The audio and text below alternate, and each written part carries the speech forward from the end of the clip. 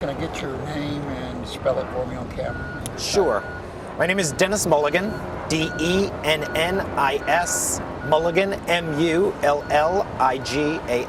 And your title? I'm one of the supervisory park rangers here at the Statue of Liberty National Monument. Dennis, how bad did Sandy affect the lady here in the harbor? The Statue of Liberty arrived in 1886 here on this island, and she held up okay during the storm. Where we suffered a lot of damage was infrastructure. Cobblestones, docks, support buildings that contained locker rooms, communication centers. She and the fort, built long before any of our modern conveniences, seemed to come through fine. The statue had just reopened after a renovation. Do you think some of the steps you took in that renovation helped protect it during the storm? The retrofit that we did to the pedestal prior to Sandy was within the interior of the pedestal, so it was far above where water entered. So it was all above the water level And the brought wind on board. didn't damage anything? No, she seemed to withhold, designed to withstand a hurricane, they said when they built her, and she did okay. We talked about the pavers and docks. What were some of the other damages that you did have? Fencing, some of our outdoor exhibits, interpretive panels, wayfinding exhibits, that suffered a lot of damage.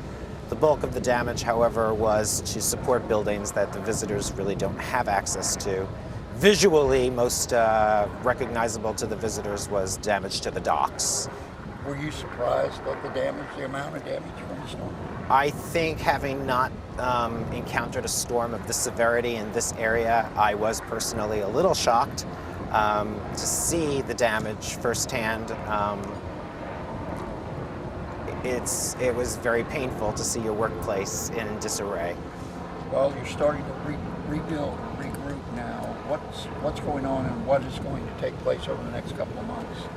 New docks are going to be constructed here at Liberty Island. We are in the process of relaying about 50,000 pavers and walkways. All of the new wayfinding and interpretive panels that visitors can get some education on, they will all be replaced as well. In addition, food services will be reoperating, gift stores will be reoperating, and an audio tour will be back as well when we reopen on the 4th. And you will open on the 4th of July, no doubt? As far as I know, we are scheduled to reopen on July 4th. As you say, she has been here in this harbor for a little over 100 years, 130 some odd years, or almost 30 years. Do you know if it's been affected by any other storms in the past in its history? The Statue of Liberty is actually an engineering marvel for her day. She's actually designed to sway in the wind. At her head, she's designed to sway roughly 3 inches off center. Her arm is actually designed to sway in a circular pattern roughly 6 inches off center. They say that in order for her to get to that kind of motion, it would be a Category 4 hurricane would have to enter the bay.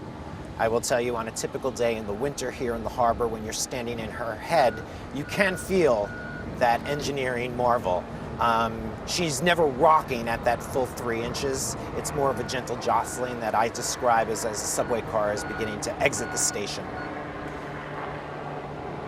Do you have any idea on cost estimates for any of the repairs or the damage cost estimate overall for the damage to the statue?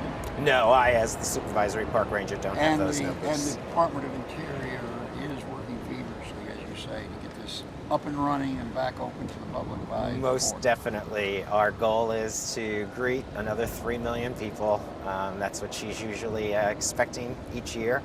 And we hope that on July 4th, we will begin that process again. She's a little lonely waiting for the public out here.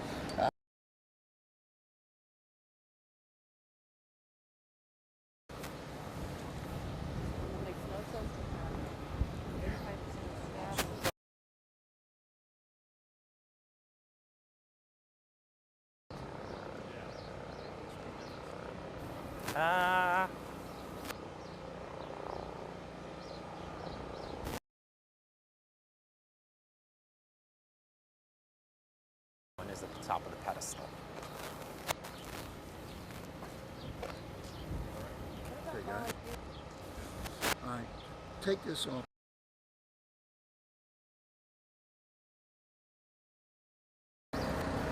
That's well above my level. I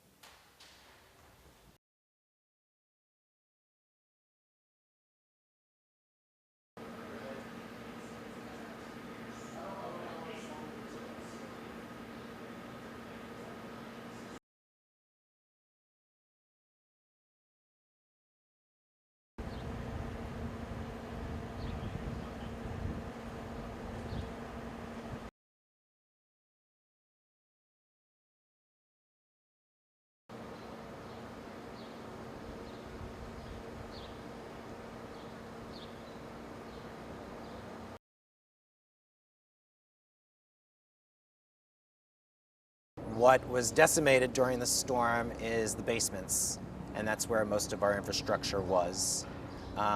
Because we were not able to no longer control the climate in the building, we have removed all of the artifacts out and placed them into storage so that they do not deteriorate.